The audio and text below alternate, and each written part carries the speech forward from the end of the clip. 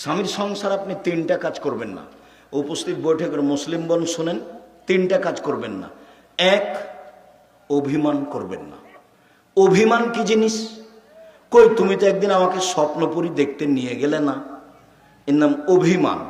কই তুমি কোনো ঈদে তো আমাকে একটা ভালো শাড়ি দিলে না, এর নাম অভিমান। অভিমান করলেই সংসার যাবে। দুই, অভিযোগ। তোমার মা এ বলে আমাকে, তোমার বাপ এ বলে, তোমার বোন এ বলে, তোমার বাপ এ বলে, তোমার বোন এ বলে, তোমার মা এ বলে, এর নাম অভিযোগ। অভিযোগ করবেন না, সব খেয়ে নেন। ননদে যা বলেছে বলেছে, দেবর যা বলেছে বলেছে, শাশুড়ি যা বলেছে বলেছে, আপনি একটা পাথর। আরে আপনি এটা সহ্য করছেন না কেন?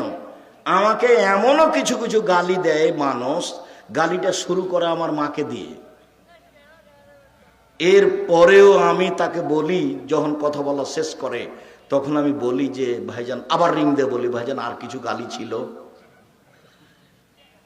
আমি তার কথাটা গায়ে নিনি, কোনোদিন গায়ে নি না।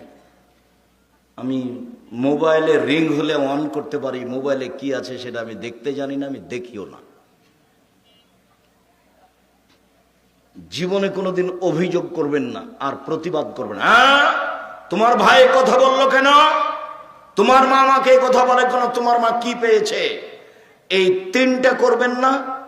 মুখে বলবেন যেভাবে তোমাকে ভালো লাগে আমাকে সেভাবেই ভালো লাগে।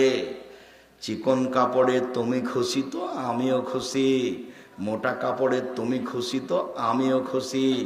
লবণ ভাতে গায়ে বান্ধা লবণ ভাতে দুপুরে তোমার চলে তো আমারও চলে। আমার পক্ষ থেকে কোনো প্রকার অভিমান অভিযোগ থাকিবে না। এই কথা আপনি বলেন, শয়তান চুপটি লেগে চলে যাবে। শয়তান আপনার কিছু করতে পারবে না।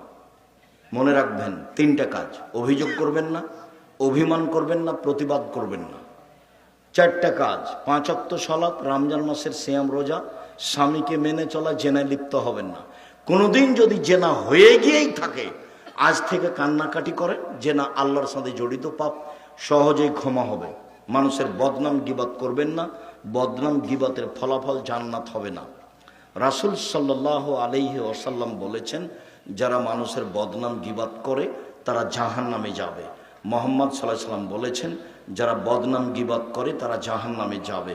আল্লাহ তাআলা বলেন, যারা বদনাম গীবাত করে তারা জাহান্নামে যাবে।